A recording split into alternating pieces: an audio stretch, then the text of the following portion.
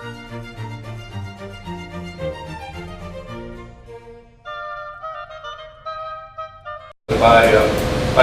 talking about the issue of making good decisions about training and equipment purchasing by our public safety providers, which has become really highly charged since the continuing struggle in Ferguson, Missouri. The deployment of large MRAP-like military equipment is believed by some to have been a major factor in that struggle in Missouri. How do you view the best way to assure that equipment and public safety personnel who use them maintain the trust of the residents, especially when local tend to thrive?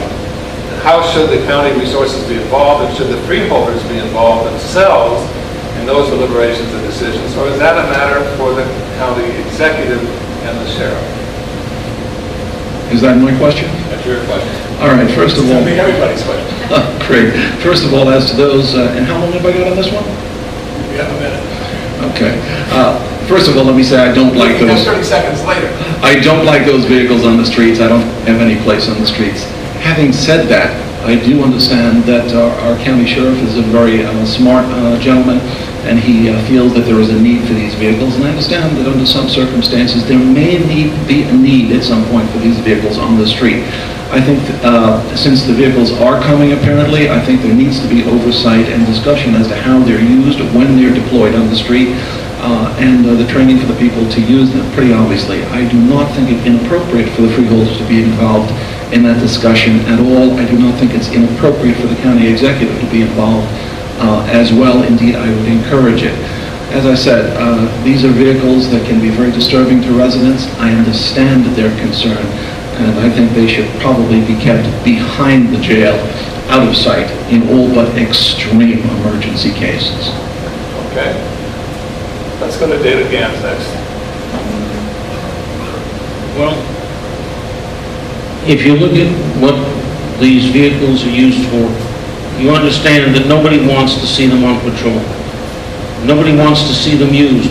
Yet, Freeholder Boss and I were walking door to door in Garfield on Midland Avenue when we saw the Bearcat, which the county executive purchased for $450,000 3 years ago, with its armored device placed in line of sight of the building because of a terroristic threat that was perceived as being there.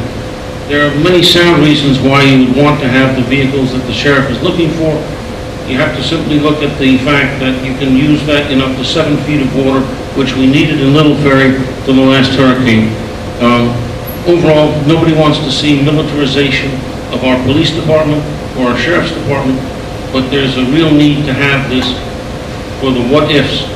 What if the Paramus Mall was not a single gunman, but many, and many other examples.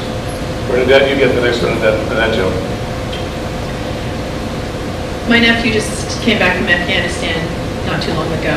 Before he went to Afghanistan, he came here to New Jersey, and he trained at Fort Dix using those vehicles. And the reason that they trained so long at Fort Dix is because those are vehicles that should be used by personnel only trained to use them.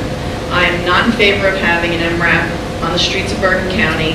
I am not in favor of us militarizing our police force, and I am not in favor of, you can go on and Google it. It was a military boondoggle, and just because it's free, I know a person that says if it's free, it's for me, I'll take 3. I don't want them on our streets. Joe? We had a regional SWAT team, and apparently when the county executive bought the Bearcats 4 years ago, I think only the county police is allowed to use them. They're not being shared, and I think that was one of the motivations of getting the free MRAPs. And as David pointed out, I don't think people are aware of how many rivers and streams and bridges we have. And to me, the most important aspect of this MRAP is the fact that the equipment we have now can only help people in 3 feet of water. We've been through Irene, we've been through Sandy, we've been through some terrible situations, and these MRAPs can go and rescue people in 7 feet of water, and that, for me, is a really big saving point.